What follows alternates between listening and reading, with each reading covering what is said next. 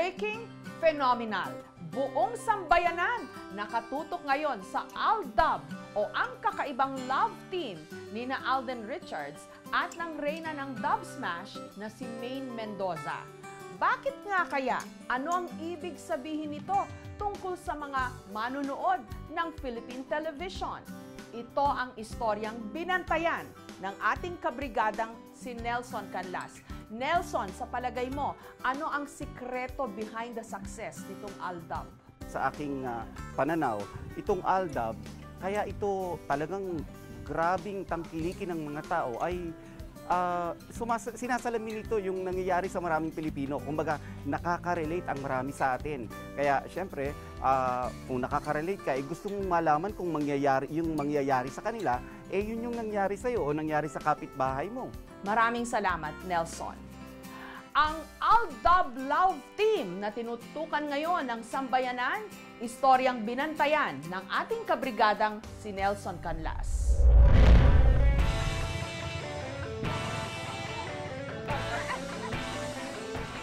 Nitong mga nagdaang araw, pagsapit na ng tanghalian, marami na ang nakatutok ngayon sa kanilang telebisyon para abangan ang kalye-serye ng Itbulaga.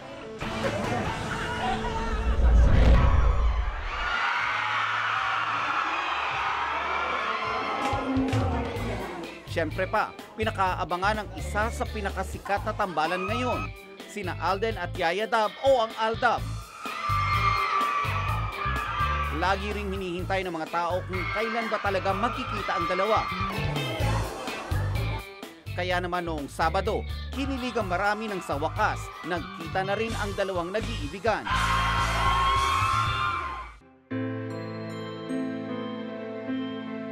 Ngunit nagkita man ang dalawa, hindi naman sila nakalapit sa isa't isa dahil muli silang hinadlangan ni Lola ni Dora.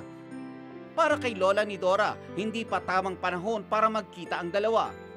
Lola, hindi ako mapapagod na patunayan sa'yo na karapat-dapat ako para kay Yaya Dab. Para kay Yaya Dab, so near yet so far. Pero, ganun pa rin.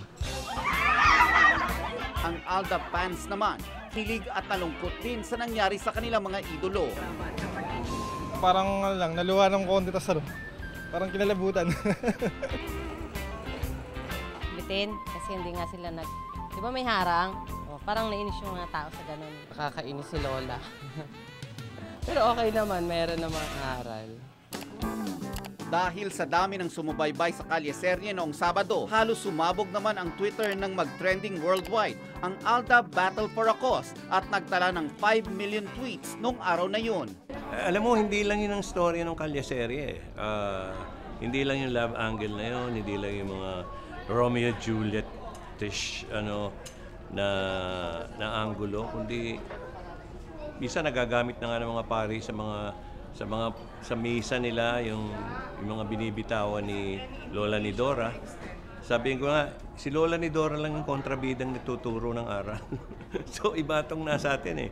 So magpasalamat tayo at pagandahin natin, alalayan namin. Kaya kaming mga seniors, kaming tatlo, lalo na, talagang, sige, we let them shine, pabayaan mo sila. At kami sa ilalim lang, kami dito lang sa likod. We're proud to be part of it.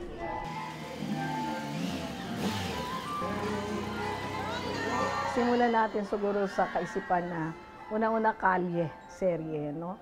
Naiiba. Kasi ang interaction ng tao sa kalye, that's the best, no?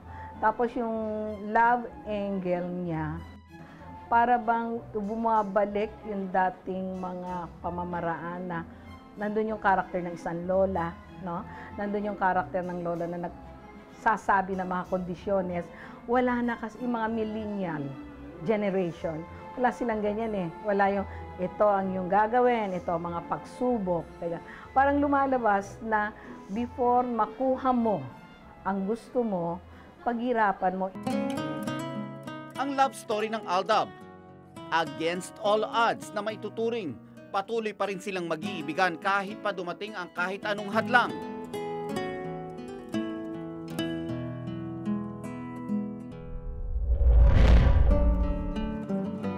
Maraming araw ang nakaka-relate sa love story ni na Alden at Yaya Dab. Gaya na lamang ng 7 taon ng mag-asawang sina Ariel at Micah, tutol daw kasi ang ina ni Ariel sa kanilang mala you and me against the world na pag-iibigan. Anong inaayawan kay Micah? Hindi kasi po, ganito po yan. Kasi minsan po kasi, ano po yan, inuuna niya po kasi yung barkada pagka papabayaan po kasi yung bata. Kaya nanay ko po nagagalit din po sa kanya.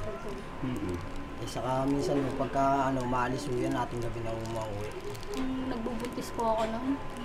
Sinasabi niya po, hindi po daw po sa akin yung bata. Hindi po daw po sa kanya. Hindi daw po sa kanya. Kaya pinag-iwalay po niya kami. Eh ako po, tumatakas ako sa mama ko. Gusto rin po ng mama ko mag-iwalay kami. Pati ng papa ko. Tumatakas po talaga ako para puntahan po siya. Kahit pa raw marami ang tumututol, walang nakapigil sa kanila para magpatuloy sa kanilang relasyon. Pinipilit pa rin nila magkita. Kahit ayaw ng ama niya, pinipilit ko talaga. Tumatakas. Hanggang maniwala ka po, kinadena na po ako ng mama ko noon. Kinadena ka? Opo, para lang wag lumabas. Totoo yun. Kinadena ko ni mama dito. Lagyan ako ng kadena noon. Minsan nanay ko, natatalo na rin kami dahil din sa yan dahilan. Yung nanay ko, talaga pag sinabi niya, pawalayasin kami, paalisin kami dyan sa bahay na. Kasi nakikita na lang din kami. Nalayas din kami. Pero ngayon, 4 na yung anak ninyo. Meron pa bang pumipigil? Wala na rin po. Meron po minsan po. po. Minsan, pagka nagtatalo-talo pa po sila.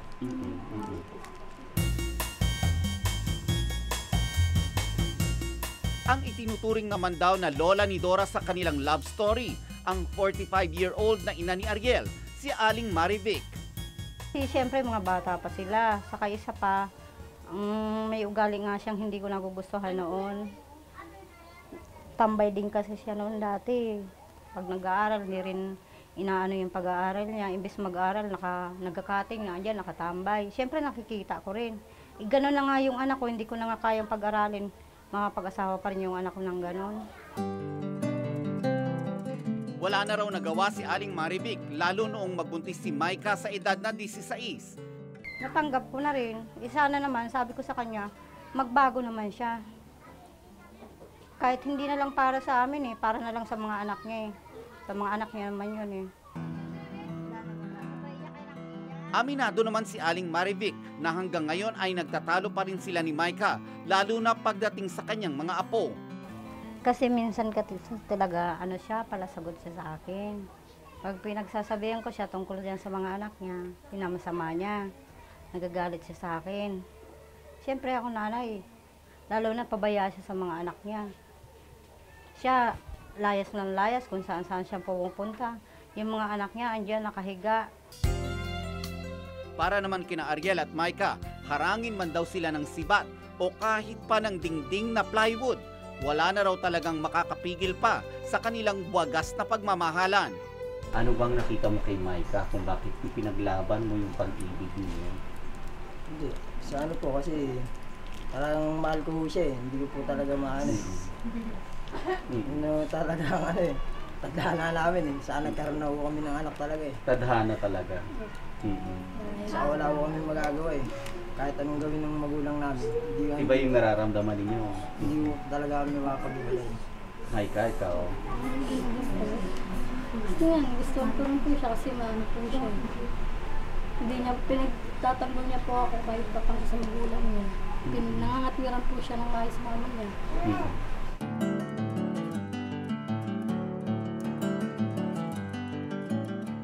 Mas magiging masaya raw sana ang kanilang pamilya kung tuluyan na magiging maayos ang relasyon ni Micah at ni Aling Marivic.